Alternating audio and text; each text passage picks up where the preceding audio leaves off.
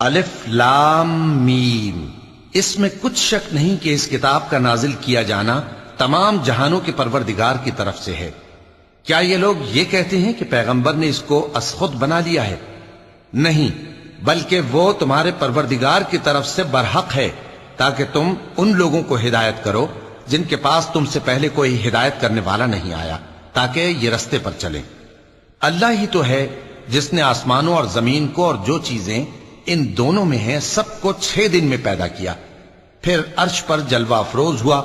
اس کے سوا تمہارا نہ کوئی دوست ہے اور نہ سفارش کرنے والا۔ کیا تم نصیحت حاصل نہیں کرتے؟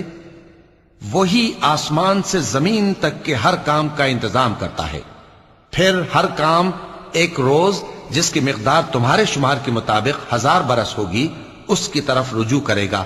اسی شان کا ہے وہ خالق جو پوشیدہ اور ظاہر کا جاننے والا ہے